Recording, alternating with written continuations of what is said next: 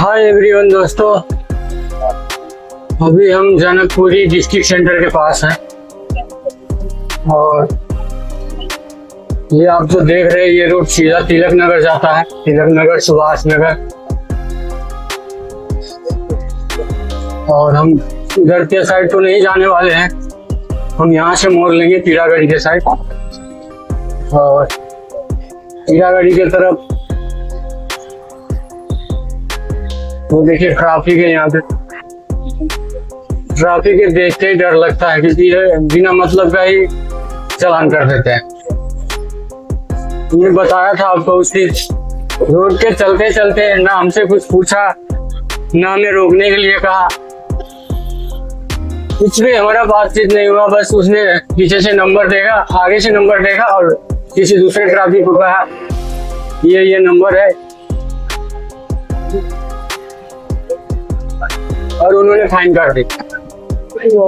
Online चालान कर दिया, court से मैसेज आया कि आपके गाड़ी पे चालान हुआ है।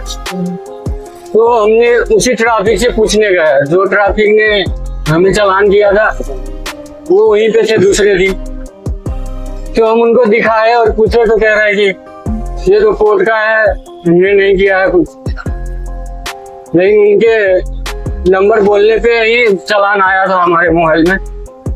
देखिए पीरागढ़ी जाने के लिए हम फ्लाईओवर के ऊपर चढ़ रहे हैं। अभी नीचे से भी जा सकते हैं, लेकिन नीचे से जाम बहुत मिलता है और रोड भी थोड़ा खराब है, तो इसलिए आज हम फ्लाईओवर के ऊपर से जाएंगे। पीरागढ़ी से पहले ये फ्लाईओवर खत्म हो जाता है और जो पीरागढ़ी वाले फ्लाईओवर है वहाँ पे मेट्रो का काम चलता है, तो इसलिए आगे का रोड बंद है। तो हम उससे पहले ही लेफ्ट ले लेंगे, अंदर से चले जाएंगे।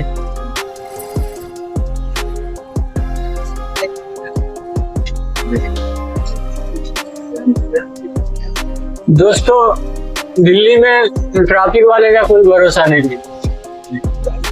ये किसके गाड़ी का जिसके गाड़ी पे मर्जी हुआ उसके गाड़ी पे ये चालान कर सकता है। इसको ऐसा कानून, कैसा कानून इसको पता होगा या सरकार ने इसको दे रखी होगी छूट। बिना गलती किए हुए देखो लड़का लोग वीडियो बना रहे हैं रोड पे।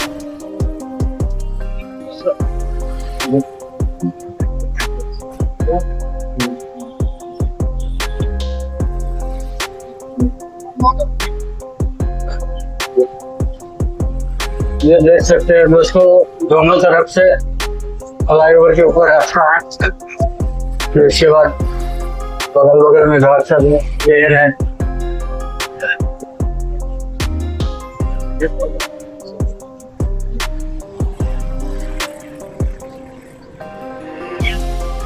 तो दिल्ली में रिक्शा चलाते कुछ खास कमाई तो हो नहीं रहा है, बस अपना घर चल रहा है, पेट चल रहा है और कुछ बचत कर नहीं पा रहा है। सेविंग ना होने की वजह से हम अब प्लान बना चुके हैं विदेश के लिए और सोचे विदेश जाएंगे काम करने, क्योंकि 5 साल तो ऑलरेडी मैं काम करके आया हूँ कटर पे। शुरू में गए जिस टाइम में 9 क्लास में पढ़ रहा था, उसी टाइम में चला गया कतर। और वहाँ पे जब स्टार्टिंग में गए तो हमें कुछ पता भी नहीं था कि कैसे जाना होता है, क्या होता है।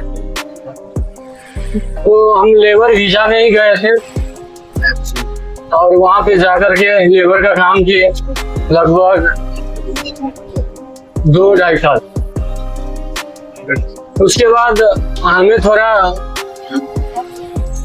इंग्लिश लिखना और बोलना आता था, इसलिए हमें वही का ऑफिस में काम मिल गया। जिस कंपनी में हम काम करते थे उसी कंपनी में हमें ऑफिस में सारे डाटा कलेक्ट करना था, कितना माल आया, कितना गया, और वो पेपर बना करके हमें आगे भेजना होता था, कितने माल बना। ये सारा डाटा कलेक्शन करके हम आगे कंपनी में भेजते थे। और जो कंपनी का मुदीर, उन लोग से बात करने के लिए हमें इंग्लिश थोड़ा बहुत आता था। और एक इंडिया का ही मुंबई का एक मुदीर हुआ करता था, वहाँ पे मुदीर बोलते हैं अच्छे अच्छे पोस्ट में जो लोग होते हैं उनको। तो मुंबई का ही था, इस्माइल शेख नाम था उनका। तो उसी ने हमें काम भी वहाँ पे ऑफिस में दिलाया और अरबी बोलना भी सिखाया। तो अरबी भी हम बोलने लगे थे थोड़े बहुत। उसके बाद 3 साल के बाद हमें छुट्टी मिला और हम घर आए। घर आने के बाद हमें उस टाइम में 3 महीने की छुट्टी मिला था। 3 महीने का छुट्टी मिला था। तो हम शादी भी नहीं किए थे उस टाइम। सोचे कि 3 महीने में क्या शादी करना, शादी जब करूंगा तो घर पे रहूंगा थोड़े दिन। उस हिसाब से हमने शादी नहीं की और चले गए फिर दोबारा विदेश। लेकिन विदेश जब गए तो हम वहाँ पे रहने के हिसाब से गए थे कि इस बार लंबा रह के आएंगे और एक ही बार जो रहना होगा रह लेंगे, उसके बाद दोबारा आएंगे नहीं, ऐसा सोच करके हम गए थे। लेकिन कंपनी में कुछ ऐसा हुआ रीजन कि हमें वहां से आना पड़ा। 2 साल न पूरा करके ही, 2 साल हुआ भी नहीं था जाकर दोबारा, और हम रिटर्न आ गए। पता नहीं दोस्तों किसका नजर लगा था उस टाइम कि हम विदेश से भी चले आए। उसके बाद हम अपने घर फैमिली के जुट बात में भी नहीं थे, हम लोग का बात भी नहीं मिल रहा था अपने ही फैमिली में, अपने भाई से, बाप से। पापा मम्मी से तो बात मिल ही रहा था, हमारे भाई से बात नहीं मिला और हम अलग हो गए विदेश में ही। अब उस टाइम दिमाग भी नहीं था उतना लंबा सोचने का। तो हम नए खून के थे, नया, किसी का बात सहना नहीं है, क्यों किसी के दबाव में रहे, क्यों किसी का सुने, इस तरह का सोच हुआ करता था उस टाइम। तो हम आगे पीछे सोचे नहीं और अलग हो गए भाई से और आगे कंपनी में कुछ लफड़ा वगैरह हुआ तो घर आ गए। और तब से आज तक हम भटक रहे हैं, ना हम शादी कर पाए और न पैसे कमा पाए। पैसे के पीछे दोस्तों इतना भागा मैं, इतना भागा कि आज तक की उम्र में हमने कमाने के लिए बोलिएगा तो लाखों रुपए कमाए, करोड़ों रुपए कमाए, ना ज्यादा तो हम 1 करोड़ रुपए तो कमा चुके होंगे अभी तक की इस उम्र में। लेकिन हमारे पास है नहीं। हम पैसे के पीछे भागते भागते आज ना हमारे पास पैसा है, ना रिश्तेदार है, कोई भी नहीं है। पैसे के लोग पे ही, पैसे के लिए ही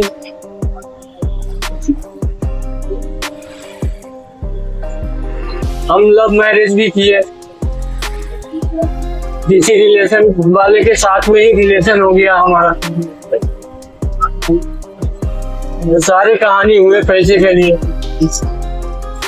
और उसने भी हमें गुमराह किया था कि हाँ तुम्हारे जिंदगी के लिए, तुम्हारे भविष्य के लिए, बीवी बच्चों के लिए तुम्हें जितना चाहिए उतना हम जरूरत पूरा कर देंगे, ऐसा बोल करके मुझे गुमराह किया था कि पहले हमारा काम कर दो, उसके बाद हम तुम्हारे जिंदगी के लिए जो भी होगा हम कर देंगे अपने तरफ से, ऐसा बोले थे। लेकिन जब उसका काम पूरा होते गया और वो स्वार्थ में डूबते गए कि चलो ये भी करा लेते हैं, ये भी हो जाएगा, ये भी हो जाएगा, ऐसा सोचने लगा वो। और हमारे सब्र का बांध टूटता गया जब जब लेट होते गया, जब जब टाइम बीतते गया, तो हमारे सब्र का बांध टूटते गए और हम उसे जब अपने बारे में कुछ बोलते, कुछ कहते, तो हम लोग का स्थिति ये हो चुका था कि हम दोनों में से एक को मरना पड़ता, और हम नहीं चाहते थे कि हमारे वजह से किसी का जान जाए, कोई मरे। और सहते सहते जब सब्र का बांध टूटा हमारा, तो हम इनसे बगावत कर लिए। और जैसे आपको हम बताए कि पैसे के पीछे भाग रहे थे, पैसे के पीछे भाग रहे थे, तो लास्ट में हमें वो डिसीजन को चेंज करना पड़ा कि दोस्तों जिंदगी में सारा कुछ पैसा ही नहीं है। हम अगर पैसा के पीछे भागते हैं तो पैसा हमारे पास कभी भी नहीं रहेगा। और हमने डिसीजन लिया कि हमें कुछ भी नहीं चाहिए जिंदगी में, पैसा कौड़ी, धन दौलत तथा जमीन, यहाँ तक कि कपड़े लते, बिना कुछ लिए हुए ही हम उनसे बगावत करके और खाली हाथ वहां से आ गए इंडिया। और इंडिया के दिल्ली शहर में हम रहने लगे। अभी आज के डेट में हम पैसे के पीछे नहीं भागते हैं, तो हमें खाने पीने का जरूरत तो हमें हो ही जाता है, पैसा भगवान दे ही देता है। आज बीवी बच्चे भी है, उनका भी इच्छा आकांक्षा खाने का जो भी होता है सारे कुछ पूरा कर रहे हैं। लेकिन उस टाइम में हमारा कोई अपना सपना नहीं रह गया था। सारे सपना हमारा टूटते गया, बिखरते गया, और हम आगे का जिंदगी तय करने की स्थिति में नहीं थे। लेकिन आज देखिए, हम एक रिक्शा चला करके अपने आगे का भविष्य सोच रहे हैं, आगे की सपना देख रहे हैं। चाहे जो भी हम कर पाए,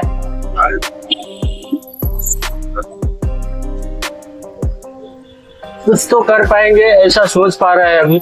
लेकिन उस दिन हमें ये सोचने तक का हिम्मत नहीं था, तो इसलिए हमने उनसे बगावत की और वहां से हम आ गए। और आज जो भी है ठीक है, लेकिन यही है कि बचत नहीं हो पा रहा है, इसलिए विदेश में जाकर के काम करने का डिसीजन ले रहा। आप लोग हमें कमेंट कीजिए और बताइए, सलाह दीजिए कि इंडिया में, दिल्ली में रह के रिक्शा चलाओ या विदेश जाओ, क्योंकि पासपोर्ट तो हमारा बन चुका है। और हमारे बड़े भाई हैं जो अभी उधर कतर में ही रहते हैं, तो हम अब सोच रहे हैं कि बड़े भाई को बोल करके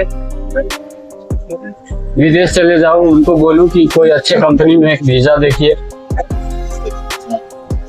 ताकि अब जो 4-5 साल वहां पे कमा करके आओ, तो अपने पास अगर पूंजी पागा कुछ हो जाता है तो हम उससे कुछ इंडिया में बिजनेस कर पाएंगे। क्योंकि दोस्तों बिजनेस का आइडिया तो है हमारे पास, लेकिन इन्वेस्टमेंट के लिए पैसे नहीं है। ये जो हम रिक्शा अभी चला रहे हैं, ये भी हमने किसी और के नाम पे फाइनेंस करवाए और 18 महीने का किस्त बना करके 9,000 रुपये तीरते थे रिक्शे का, 9,060 रुपये। और जो डाउन पेमेंट दिए थे वो भी हमने कोटक महिंद्रा बैंक से लोन लिए थे।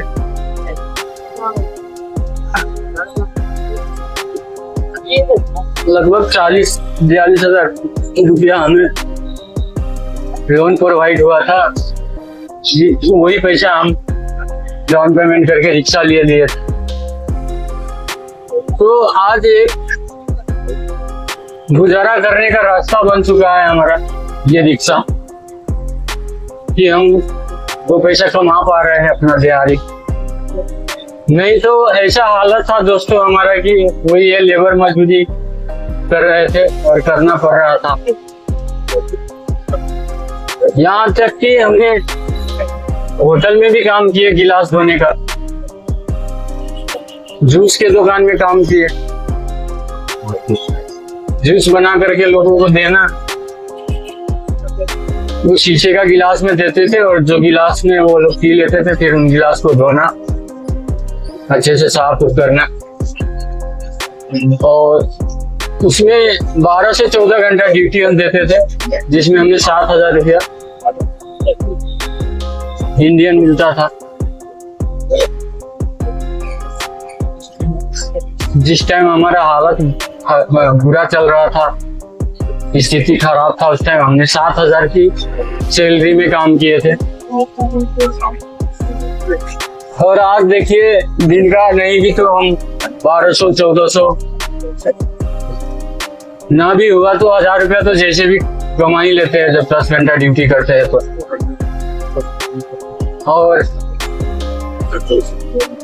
आज का डेट देखिए और उस दिन का दिन देखिए दोस्तों। हम रिश्तेदार से पहना हुआ कपड़ा मांग करके पहनते थे, जीन्स पैंट शॉर्ट चड्डी बनियान, ये तक खरीदने का हमारे पास पैसा नहीं था जब हम उनसे बगावत करके अपने घर आए थे।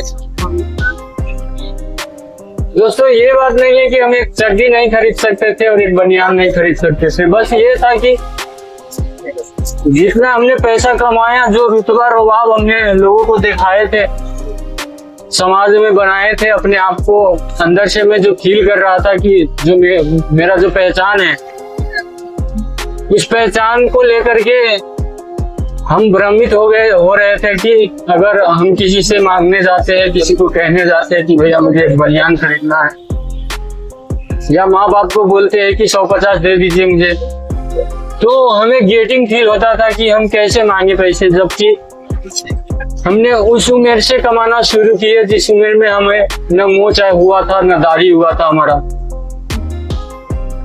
ये फेस का बाल भी नहीं हुआ था हमारा। उस टाइम से हमने कमाना शुरू कर दिए थे पैसे, फिर विदेश चले गए। तो कहीं ये नहीं सोच रहे लोगों कि इतना पैसा कमाया है, इतने उम्र से कमा रहा है, और फिर भी आज ऐसा स्थिति है उनका कि देखो मेरे से पैसा मांग रहा है, और वो कहीं बुरा न सोचे, कुछ गलत न मैसेज जाए मेरे बारे में,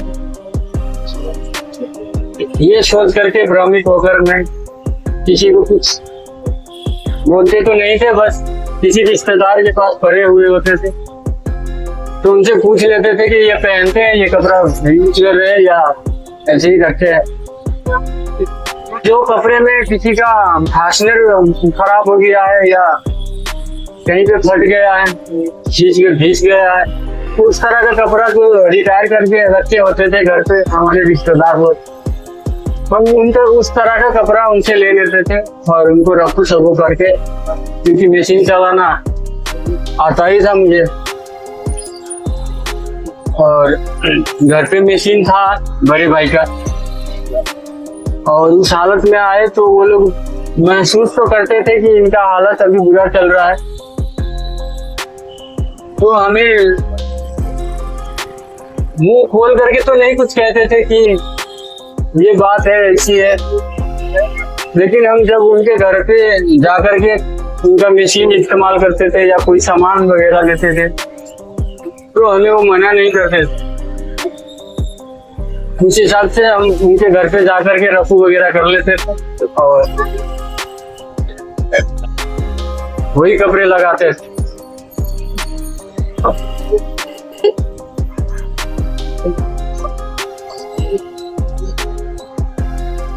दोस्तों पीरागढ़ी पहुंच चुके हैं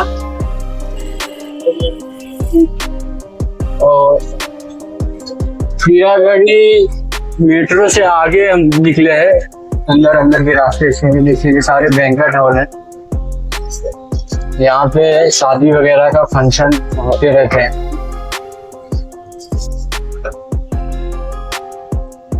और सर्विस लाइन से ही जाएंगे हम। अभी थोड़ा दूर आगे हमारे वो डीसी का पॉइंट है जिसका हम सामान लेकर के आए। वहां पे जाएंगे, लेबर लोग तो खड़े ही रहते हैं, खाली कर देगा और वहां से हम निकल जाएंगे खाली खाली रिक्शा लेकर। फिर रास्ते में सवारी तो मिलता है नहीं इधर, क्योंकि थोड़ा दाया बाया अंदर का सवारी वगैरह मिलता है, तो हमें इधर का एरिया पता है नहीं कि हम उनको किराया बताए कि भाई 20 रुपया लूंगा, 30 रुपया लूंगा। बस मेन रोड की सवारी 10 रुपये वाली कहीं मिल जाती है, एक आध तो बैठा लेते हैं, नहीं तो खाली खाली ही जाते हैं डिस्ट्रिक्ट सेंटर तक। और उधर का एरिया हमें पता है डिस्ट्रिक्ट सेंटर के बाद, तो हमें उधर से सवारी बैठाने लगते हैं जहाँ पे मिल जाए।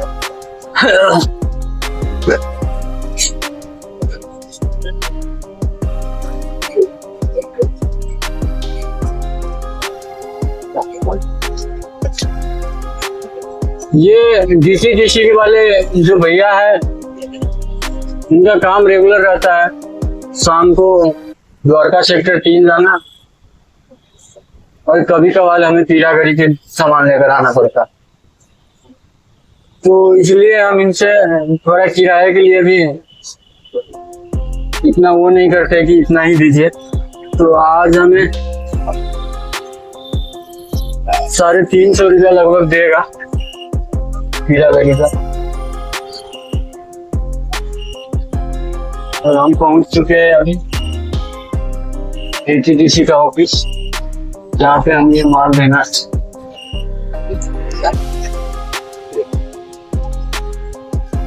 अभी माल खाली करेंगे। ये रहा दोस्तों कार्टून, ये 14-15 कार्टून है जो हम लेकर के आए। और ये ATDC का ऑफिस है, 8 साल बैठे, 8 साल को पेपर देंगे तो वो माल उतरवा देगा।